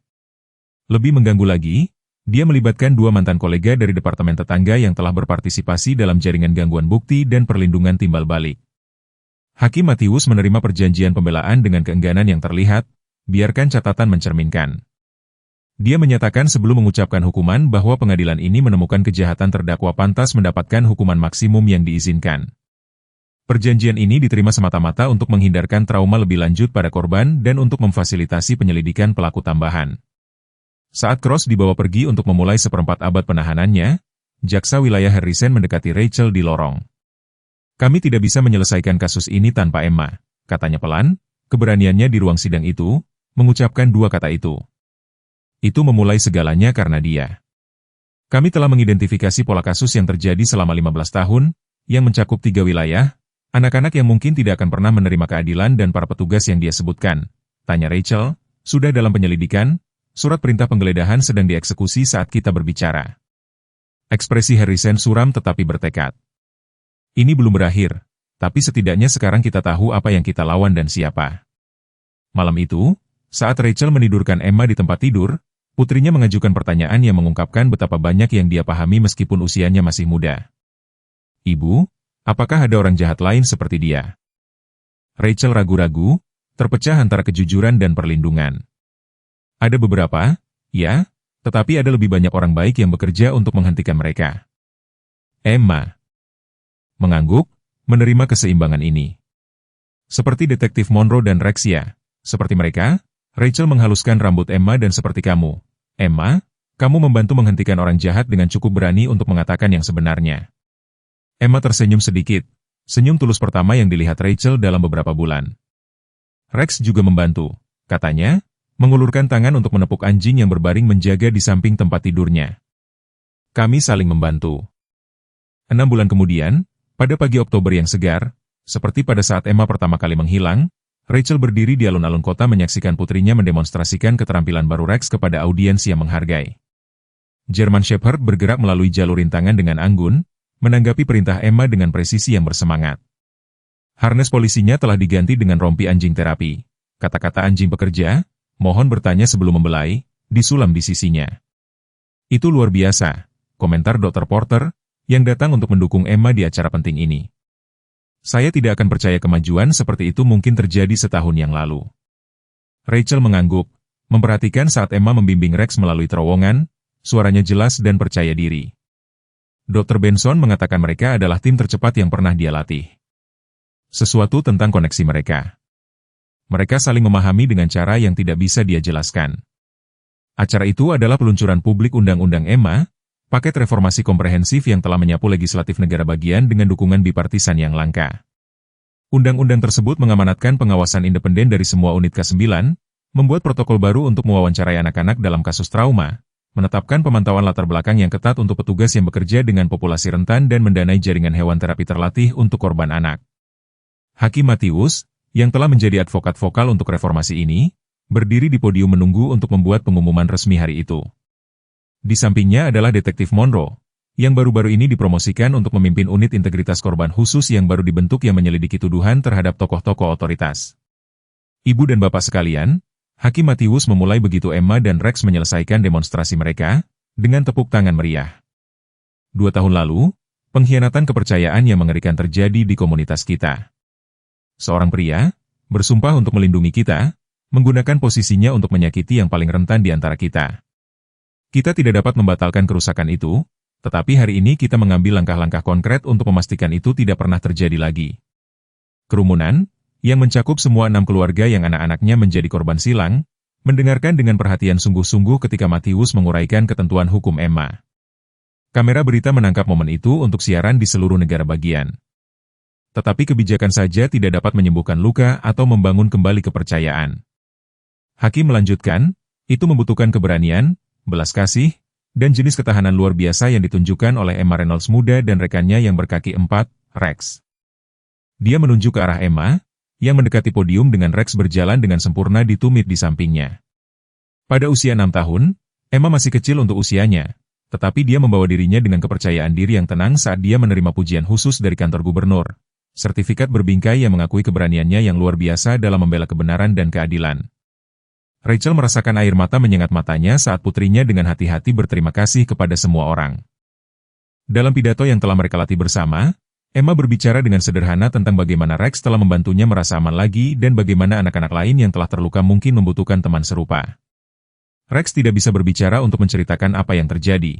Emma menyimpulkan, satu tangan bertumpu pada kepala gembala. Tetapi dia mencoba membantu dengan cara lain. Sekarang dia membantu anak-anak seperti saya yang takut. Itu pekerjaan barunya. Tepuk tangan penonton menggelegar.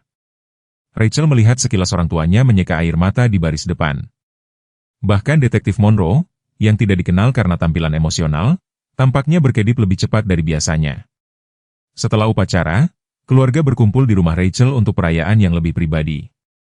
Halaman belakang telah diubah dengan pita dan balon. Spanduk bertuliskan Emma dan Rex, pahlawan, membentang di antara 2 pohon maple yang menyala-nyala dengan warna musim gugur. Anak-anak, yang dulunya hanya terhubung oleh tragedi, sekarang bermain bersama sementara Rex bergerak di antara mereka. Tingkah lakunya, lembut, namun waspada, dia masih melihat dirinya sebagai pelindung mereka. Dr. Benson mengamati menerima secangkir kopi dari Rachel saat mereka menyaksikan dari teras. Luar biasa bagaimana dia membedakan antara anak-anak ini dan yang lainnya. Dia mengingat mereka semua. Apakah menurut Anda mereka mengingat segalanya? Tanya Rachel mengamati Emma mengatur permainan petak umpet, keterampilan kepemimpinannya muncul secara alami di antara teman-temannya. Anak-anak memproses trauma secara berbeda dari orang dewasa. Dr. Porter menjawab, bergabung dengan percakapan mereka. Beberapa ingatan mungkin memudar atau menjadi kurang langsung. Yang lain mungkin muncul kembali pada tonggak perkembangan, tetapi dengan dukungan berkelanjutan mereka akan mengintegrasikan pengalaman ini daripada didefinisikan olehnya. Rachel berpikir tentang seberapa jauh mereka telah datang sejak hari itu di ruang sidang, ketika Emma menunjuk dan mengucapkan 2 kata penting itu. Penyelidikan yang dipicu oleh tuduhan Emma pada akhirnya menyebabkan penangkapan 4 petugas tambahan di 3 daerah dan pembukaan kembali lusinan kasus mencurigakan. Jaringan Cross telah dibongkar. Hukuman 25 tahunnya sekarang tampak seperti langkah pertama dalam perhitungan yang jauh lebih besar daripada akhir itu sendiri. Dia ingin menjadi pelatih K9 ketika dia besar nanti. Rachel berbagi mengawasi Emma mendemonstrasikan sinyal tangan kepada salah satu anak yang lebih muda, atau dokter hewan, atau mungkin keduanya. Dia akan sangat baik dalam salah satu, kata Dr. Benson sambil tersenyum. Dia memiliki hadiah alami dengan hewan, terutama Rex. Komunikasi mereka melampaui perintah dan tanggapan. Ini adalah kemitraan. Saat malam mendekat dan para tamu mulai pergi, Detektif Monroe menarik Rachel ke samping. Saya ingin Anda tahu. Komite pengawas menyelesaikan peninjauan departemen kemarin. 17 perubahan kebijakan telah diterapkan. 3 petugas lagi didisiplinkan karena gagal melaporkan kecurigaan. Kepala Williams mengambil pensiun dini. Rachel menyerap berita ini dengan emosi campur aduk. Kepala telah bekerja sama sepenuhnya dengan penyelidikan, bahkan bersaksi melawan petugasnya sendiri, tetapi kegagalan sistemik telah terjadi di bawah pengawasannya. Siapa yang menggantikannya? Kapten Diaz dari urusan internal. Dia baik, tidak dapat disuap, dan berpikiran reformasi. Sudah berbicara tentang membuat program anjing terapi permanen, Rachel mengangguk berterima kasih, bercampur dengan perasaan yang tersisa bahwa tidak ada perubahan kelembagaan yang dapat sepenuhnya mengatasi apa yang telah terjadi. Terima kasih, Elijah, untuk segalanya, karena mempercayai Emma hari itu. Saya juga mempercayai Rex. Monroe menjawab dengan kelembutan yang tak terduga. 25 tahun dalam penegakan hukum, kau mengembangkan insting tentang orang, tapi anjing itu, dia tahu persis siapa Cross. Mencoba memberitahu kami dengan satu-satunya cara yang dia bisa. Dia melirik ke tempat Rex sekarang berbaring dengan sabar, sementara anak-anak yang lain bergantian membacakan buku bergambar untuknya. Terkadang hakim karakter yang paling sejati memiliki 4 kaki dan ekor. Setelah tamu terakhir pergi dan Emma sudah tidur di ranjangnya, Rachel duduk sendirian di beranda belakang, menyaksikan bintang-bintang muncul di langit musim gugur yang cerah. Rex berjalan menghampirinya, berbaring di kakinya dengan desahan puas. Kamu melakukannya dengan baik hari ini, katanya, membelai telinganya. Anjing itu secara bertahap menerima sentuhannya selama berbulan-bulan, meskipun dia tetap terutama terikat pada Emma. Kalian berdua melakukannya, dia berpikir tentang jalan panjang di depan. Emma akan membutuhkan terapi berkelanjutan, akan ada penyesuaian saat dia tumbuh dan memproses pengalamannya dengan cara baru, dan suatu hari mereka harus mempersiapkan sidang pembebasan bersyarat Cross yang akan datang, masih puluhan tahun di masa depan, tetapi untuk malam ini, untuk saat ini, mereka telah mencapai sesuatu seperti kedamaian di dalam. Lampu tidur Emma memancarkan pola bintang di langit-langit kamarnya, hadiah dari kakek neneknya untuk menggantikan kegelapan dengan cahaya lembut. Napasnya dalam dan teratur, tidurnya tidak terganggu oleh mimpi buruk selama 3 minggu berturut-turut. Di meja samping tempat tidurnya berdiri foto berbingkai dari upacara hari ini. Emma dan Rex berdampingan, keduanya menatap langsung ke kamera dengan ekspresi martabat yang tenang yang serupa. Rachel sebelumnya bertanya kepada Emma apa pendapatnya tentang undang-undang yang dinamai menurut namanya. Putrinya mempertimbangkan pertanyaan itu dengan keseriusan yang khas sebelum menjawab. Itu harus disebut undang-undang Emma dan Rex, dia memutuskan, karena kami melakukannya bersama, dan memang dokumentasi resmi sekarang mencerminkan judul yang diubah itu, perubahan kecil yang mengakui kebenaran mendalam tentang penyembuhan dan keadilan. Tidak seorang pun bisa berdiri sendiri melawan kegelapan. Itu membutuhkan sekutu, kadang-kadang ditemukan dalam bentuk yang tak terduga. Rachel bangkit dari kursinya, Rex segera siaga, dan di sisinya. Bersama-sama mereka melakukan satu putaran terakhir di rumah, memeriksa kunci dan jendela, sebuah ritual yang lahir dari kewaspadaan tinggi yang secara bertahap berubah menjadi kehati-hatian sederhana. Di pintu Emma, Rex melanjutkan posisinya yang sekarang sudah familiar, berbaring di ambang pintu dengan dengusan lembut. Berdiri di lorong, Rachel melihat ke arah bulan sabit yang terbit di atas lingkungan mereka. 2 tahun lalu, dunianya telah dihancurkan oleh predator yang bersembunyi di balik lencana. Pemulihan datang bukan melalui melupakan tetapi melalui merebut kembali keamanan, kepercayaan, dan keberanian untuk bergerak maju. Selamat malam, Rex, bisiknya, menerima ketukan lembut ekornya sebagai tanggapan.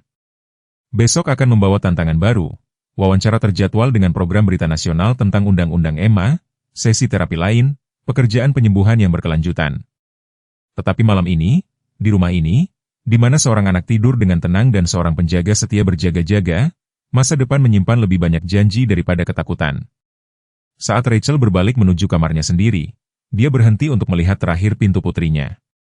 Cahaya bulan menerangi tanda kecil yang dilukis dan digantung sendiri oleh Emma di sana. Emma dan Rex berani bersama. Beberapa kemitraan, Rachel merenungkan, tertulis di bintang-bintang. Yang lain ditempa dalam kegelapan tetapi muncul ke cahaya, lebih kuat karena perjalanan itu. Ini adalah salah satunya, aliansi tak terduga antara seorang anak yang terluka dan seorang gembala setia yang telah menemukan satu sama lain apa yang mereka butuhkan untuk menyembuhkan. Saat kita merenungkan perjalanan Emma dan Rex, kita diingatkan tentang apa yang benar-benar penting di dunia yang tak terduga yang telah kita bangun untuk cucu-cucu kita. Ingat ketika tetangga saling menjaga anak-anak satu sama lain, ketika kepercayaan tidak dipertanyakan dan seragam berarti keamanan. Kisah Emma menyentuh tempat itu di hati kita di mana kekhawatiran hidup, ketakutan bahwa mereka yang seharusnya melindungi bisa menjadi bahaya. Tetapi itu juga berbicara tentang apa yang kita tahu masih baik, keberanian seorang anak untuk mengatakan kebenaran ketika orang dewasa tidak mau mendengarkan dan kesetiaan murni dari seekor anjing yang tidak bisa dirusak.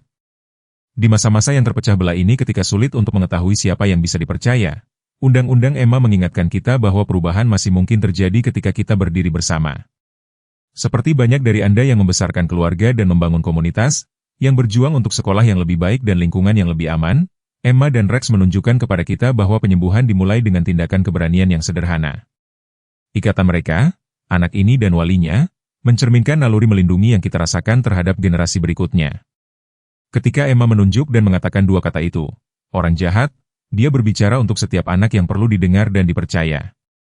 Dan Rex, tetap setia meskipun pelatihannya, mengingatkan kita bahwa terkadang kesetiaan yang paling mendalam datang tanpa kata-kata.